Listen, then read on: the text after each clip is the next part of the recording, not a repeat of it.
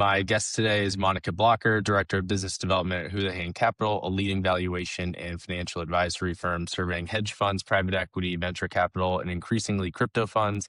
Monica has spent nearly a decade at Houlihan helping fund managers navigate the complexities of level three valuations, ASC 820 compliance, and the evolving regulatory landscape. Monica, thanks for being on today.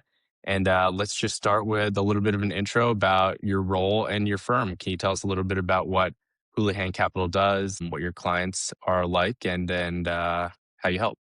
Yeah, thanks so much for having me. So, yes, I'm the Director of Business Development for Houlihan Capital. Been with the firm for about 10 years, as you mentioned. So, I lead the business development efforts in our valuation practice. So, I work primarily with investment managers, mostly those that invest in private or illiquid assets.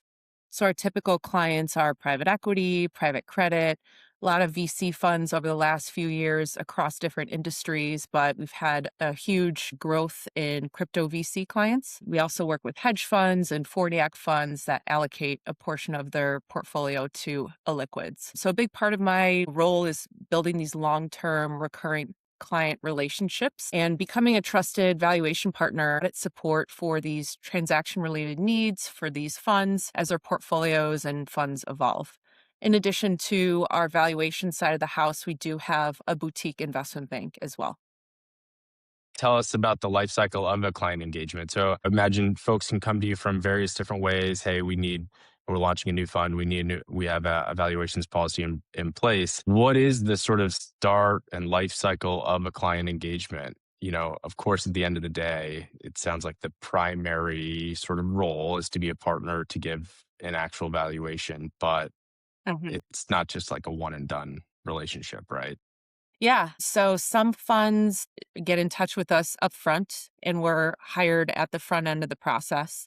A lot of times it's funds that are spinning out of large asset managers that engaged valuation firms at their prior firm. So they want to be institutional from the start. So they hire a valuation provider right off the bat, in addition to those core service providers such as admin and audit, etc. But more oftentimes than not, we're brought in a little bit later on down the line if these internal valuations are being scrutinized by either the auditor or the LPs or regulators. So we're brought in, typically there's something for us to value, whether it's, some of the more material positions in the portfolio that will have more scrutiny, or perhaps it's the entire portfolio because they don't have the expertise in-house. So we could be as collaborative in nature as the fund client would like, or some of them prefer a more hands-off approach where we take everything off their plate and come back to them with a valuation at the end of the day. But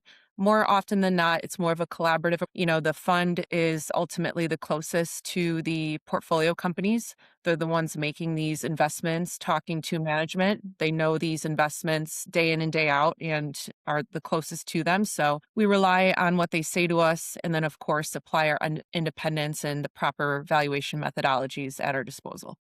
Sounds good.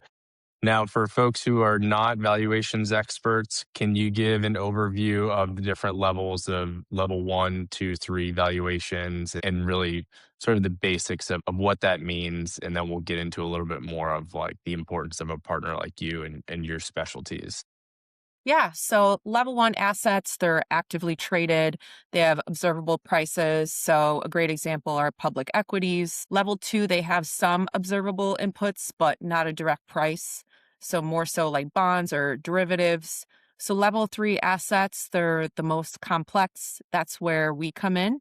So they're liquid investments where valuations rely on models, assumptions, and judgment. We hear this often. Valuation is an art and a science. So we're most often brought in to utilize our judgment. This is what we do day in and day out and help value those complex level three assets. Okay. And for a private equity firm and a venture capital firm, is it fair to say that the majority of their investments are level three assets? Like, what are scenarios where that might not be the case, I guess? Yeah. So private equity and VC definitely mostly are, level three assets. some of the funds that we service where they're not all level three, they're more so the hedge fund and 40 Act fund type of fund structure. Especially 40 Act funds, it's mostly just a limited portion of their portfolio. So that's where we come in and value those. Hedge funds also typically, the ones that we work with aren't entirely level three assets that they're investing in. So for those types of vehicles, they typically have more frequent in and out privileges. And our valuation is a direct input into the net asset value of the fund. Typically, our valuation updates coincide with those in and out privileges. So we could be valuing some of those assets on a monthly basis or a quarterly basis, more frequently than our typical PE VC funds that are on an annual basis. Okay. Now, can you help me understand what are the, I guess, considerations for a manager to engage an independent valuation firm as opposed to doing sort of internal valuations? And I'm sure there are trade offs. I imagine internally, of course, easier. You're maybe not paying for a third party to assist you. However, eventually there becomes a risk or potential risk of questions and sort of an audit of, do you have a valuation policy? Can you show support that you're following your valuation policy? From your perspective, what are the pros and cons or like the considerations that someone's thinking of when they weigh working with a partner like yours versus doing it internally? Yeah, so I think more often than not, funds typically start off doing it internally. And then there's a few different ways where we end up ultimately getting involved. Sometimes it's a bandwidth issue. Clients, they're on fund one, then fund two comes fund three. And internally, they're, the number of investments that they're valuing on a, quarterly or annual cadence just becomes too much from Yeah, an, I guess if it's 5, 8, 10, okay, maybe you can yeah. manage that, but if the portfolio really grows, that can get out of hand, I can imagine. Yeah, yeah, and, especially during year end and, a lot of these teams for these funds, especially the VC funds, they run a lean team. So these folks that are doing the valuations are sometimes doing the investments as well. So they're just getting stretched really thin, at year end and working weekends and going back and forth, with their auditor on pushback. So a lot of times we're also brought in to alleviate that year end burden. Sometimes there's a lot of back and forth during an audit period, and the client wants to avoid that the following year end. So they bring us in to take a look at maybe some of the more material positions, the more complex positions that they received pushback on previously. And then we come in and help streamline that audit process and answer those valuation questions directly with their auditor on their behalf. So clients really like getting that, operational burden off of their plate, and they really believe that we add value during that audit process. Okay, that's a great point. And just to follow up on that, just to be clear, so when someone would engage a firm like yours to assist with valuation, there's gonna be a dedicated resource from your team assigned to help them and will actually do the liaising with the auditor. It's not just like you're handing a report, client has to go defend it themselves. Like there's a sort of an outsourced like partnership from that perspective where they're gonna help with meetings and prep and all that. Yeah, absolutely. I mean, that's all incorporated in our fees is that, the dedicated, audit questions or even, speaking with the fund admin, that is a part of our job. There's people involved on our end, there's people doing these valuations, overseeing, the process, exercising their judgment. Our team also has pretty low turnover. So we tend to build really long lasting relationships. And the team that's in place with the fund manager will probably be working with that team for many years to come. So truly establish a long lasting relationship and get into the cadence each year, helping them with their year end audit questions. Makes sense. You mentioned that auditors are often or could be the ones sort of raising their hands or pushing the issue to get involved with another evaluations firm. Do you see it coming from LPs? Does it ever come proactively up with LPs and a manager raising a fund? Maybe they're going out and getting more institutional. Like, does that come up or not necessarily? Yeah, we see this a lot from funds that are in the fundraising phase. Perhaps they're, marketing their new strategy using Fund One to market, and some of the more institutional LPs request the use of an independent valuation agent. So we definitely see that coming from LPs in addition to auditors. Switching a little bit to crypto, Houlihan's been recognized as a deep crypto expertise. What makes valuing crypto assets different from traditional securities? I can imagine that question could be its own series of podcasts, but maybe just give us a bit of an overview. Yeah, so we have been valuing crypto VC fund illiquid assets since 2018, one of the first valuation providers to get into the space. And since then, we've become the top crypto fund valuation provider over the last 2 years. We've been voted that. So our main goal is to help the fund pass their audit. So, with that in mind, we apply traditional valuation methodologies to these underlying assets. A lot of the challenges that pop up for these crypto funds that some of the traditional funds don't see as often. I would say it's, these evolving instruments, that have a lack of clear valuation guidance, safe SAFs, digital asset treasuries, these tokens that are subject to a lockup provision. Some of the funds that we work with, they utilize us to help apply a discount for lack of marketability. Some of the funds out there just mark these locked tokens at price times quantity. So there's no standardization in place right now. There's also higher judgment required. So definitely if you're a crypto fund or any fund out there in a specific asset class, I would make sure to have providers that you're working with, the service providers, to have specific expertise in the area and definitely ask for references. The crypto space is just so volatile and rapidly changing. Many times when we see something, it could be something that we're seeing for the first time. And we're working alongside the client and the auditor to come up with the most audit defensible valuation as possible. So, also in the crypto space, I think it's more important than ever to get on the same page up front with the client and the auditor just to make sure we're aligned in the approach that we're going to take because we don't want to waste any time or effort or money working on evaluation on how we see fit and perhaps they see it in a different way. So I definitely like to get on the same page up front on the front end just so we're all aligned on the back end. Got it. You mentioned the sort of approach to valuation. I know there's sort of standard sets of valuation where you have sort of like the market prices, the income. What are the main ways that you're typically valuing fund three or sorry level three assets? And can you just give us an overview of the different approaches that your team will take, and maybe even the trade offs or how you consider them? What's a better fit for different approaches? Yeah, so there's three total approaches that we try to utilize. Obviously, it's ideal to utilize all three, but that's typically not the case. So, as you mentioned, first one is the market approach. So, basically, what are comparable assets trading for? So, common methods are guideline public company multiples, precedent transaction multiples, recent financing rounds. We utilize the market approach quite often for PE and VC positions. And then the second is the income approach. So basically, what cash flows will this asset generate? So we present value those cash flows and apply a discount to reflect the risk over that time period. So common methods for that are DCF, discounted cash flow, option-based models. And then lastly, the cost approach. It's rarely used alone. If we utilize that approach, it's typically in tandem with the market or the income approach. So that's basically answering the question, what would it cost to recreate or replace this asset? Do you have any examples of cost? What's something that like a good example where you'll have to rely on that?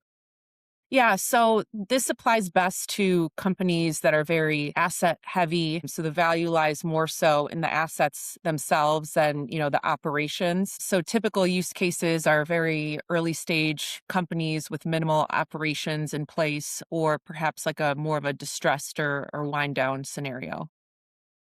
Where would a like mining company fall into that?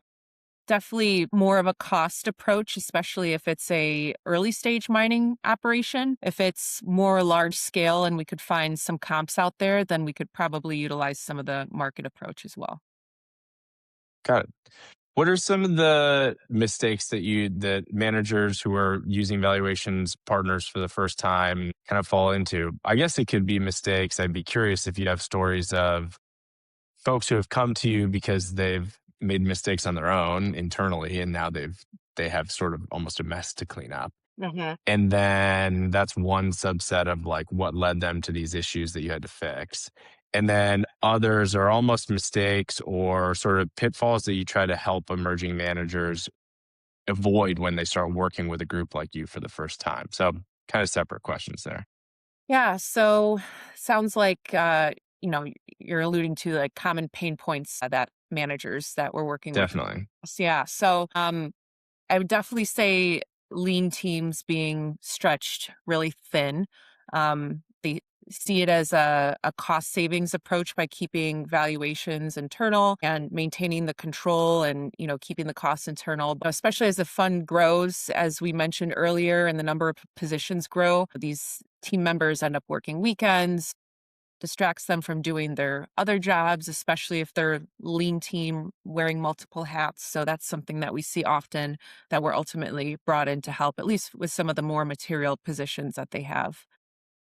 A very common mistake that we've seen over the last few years as we've onboarded several venture capital funds is just an over reliance on stale price points. So a lot of VC funds, like to hold their positions at cost, and cost does not always equal gap fair value, especially if time has passed. You need to consider how the company has changed since then, how the market's changed. So cost may ultimately still be what you arrive at, but having the right documentation in place that's audit defensible is often lacking from a lot of VC funds. So we've seen a lot of auditors urge their VC clients to utilize us in those situations. I would say, limited information rights is a huge issue that a lot of our funds come across. Some of our fund clients, they have access to information, others don't. So they come to us and they're like, what can you do? We're not getting any information. How can you come up with fair value for this? So we need to just work with the information that we have and provide as much documentation in place that we possibly can for these auditors, and at least take into consideration, what's happened in the market since they made the investment. And then, lastly, probably one of the biggest, mistakes and pain points that we see is, again, these managers waiting till last minute, just trying to tough it out and do it themselves. And then, come close to audit deadline time, their auditor is urging them to bring someone like us in. So then we're being requested to turn around evaluation very quickly, and there's a lot of pressure on everyone's plate. So just waiting too long to bring in help is a common mistake that we see. Okay, great. A couple of things to follow up on there. The no information rights is interesting. I'm curious what what types of investment strategies find themselves most commonly with that issue? Like is there a fund profile that is most likely to find themselves in that spot where they have, they make a material investment and don't have the rights necessary to provide sort of basic information like that? I guess I'll start with that. Where does that come up the most? Yeah, we see that quite often with some of our VC funds, especially if they're smaller in terms of AUM and minority investors.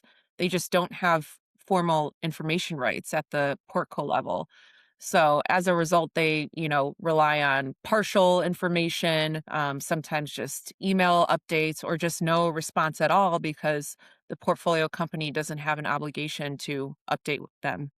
Right. And the last mark was at this point coming up on 3 years ago, or who knows how far back. Interesting. Hmm. Yeah.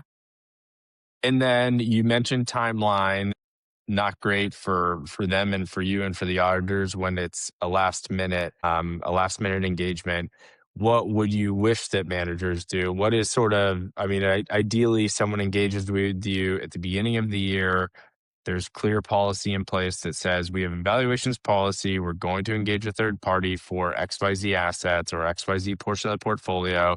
And as you go through the year, it comes up. It's not a rush for anyone.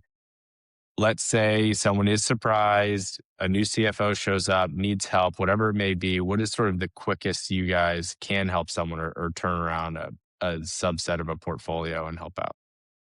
Yeah, so our team, is the busiest in Q1. And I would say January into mid-February is definitely the busiest time. With that said, our portfolio valuation practice has grown tremendously over the last several years. So we've hired folks to accommodate, the increase in valuation requests and to anticipate these last minute requests. Our typical timeline is, 2 to 3 weeks from when all information is received. However, some of our fund clients that are hedge funds or the 40 Act funds, they need to report their NAV, a few days after quarter end. So sometimes it's just a few day turnaround. So we really try to just, base our timeline and go backwards based off of the client's needs. So ideally, we'd love to start the conversation well ahead of, 12/31, get an idea of, the number of positions that we'll be valuing. We always ask during our initial calls, timeline, how quickly they need the reports turned around by, just so we could schedule our team according to have the right staff and team members in place to, accommodate everyone's timelines. So obviously, as mentioned earlier, that doesn't always happen. And January, February, and even in March up until audit, season is over, we always have last minute requests. And, depending on our team schedules, sometimes we can turn around in time. Other times we unfortunately can't. But I'd say more times than not, we try to accommodate any client that comes our way. I've seen on LinkedIn you posted a little bit about continuation vehicles and fairness opinions for continuation vehicles. I imagine that's a growing part of your business as continuation vehicles over the last 4 or 5 years have taken off a lot. Can you tell us a little bit about that business? What folks should have in mind if they're considering that? Yeah.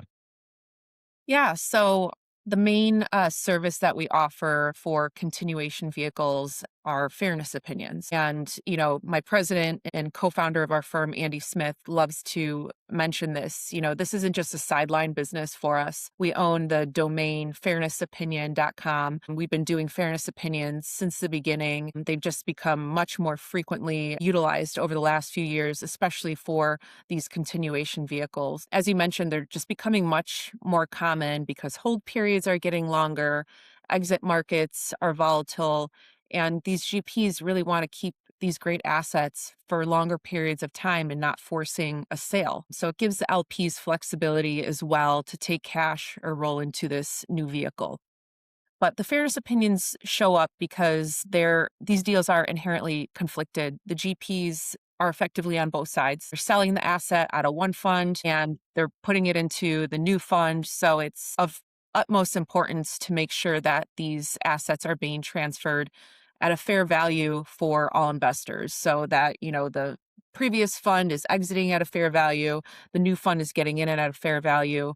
So we do these fairness opinions in order to alleviate that inherent conflict and come in as an independent party. So these fairness opinions, due to that inherent conflict, as you can imagine, they tend to be higher, price points than just your typical level 3 asset valuation. I mean, they're typically in the, 6-figure range. But because we're more boutiquier in nature and we focus specifically on the fairness opinion itself, with that same level of independence, rigor, and defensibility, but without layering the unnecessary premium pricing that some of these larger firms charge, we tend to be much more cost competitive in nature and work with tighter timelines that many times these fairness opinions require. No, that's a great overview of really the use of them and why it's so important to have a fairness opinion for these continuation vehicles because it's interesting times when assets being traded to sort of similar ownership and understanding if it's an actual fair trade for both sides. So that's great. Well, thank you for this overview. What else would you like to share with the group, either about your firm or anything about the industry in general that you see coming that you'd like to share? Yeah, during my time here over the last 10 years, in the beginning, I feel like funds weren't as open or quick to utilize someone like us, an independent valuation provider. I think we're definitely getting to the point where more and more managers are turning to someone like us. More LPs are requesting it. It makes the auditors' lives a lot easier when an independent valuation agent comes in and values these assets independently and typically a lot more thoroughly and more documentation than sometimes the manager can do themselves. So, yeah, I would just like any service provider, I would just urge clients to make sure it's going to be a good valuation partner. They have the relevant experience, especially in the crypto space, very nuanced. So definitely ask for references. Make sure, we could accommodate your timeline. Make sure that you agree with, the methodologies we are proposing to use for these assets. Because in the end, the best valuations agents, they feel like an extension of your team. They help you get defensible answers. They reduce the back and forth with the auditors, and they just free up your team's time on focusing on what matters most, and that's investing. What would be the best way to get in touch? Yeah, definitely. So I'm on LinkedIn, Monica Blocker, with Houlihan Capital. And then my email is mblocker@houlihancapital.com. So yes, I could be reached either of those avenues. Well, thank you, Tim, for coming on. We'll have to have you come on again to dive deeper into any of these subjects. But thanks a lot, and we'll talk soon. Thank you for having me.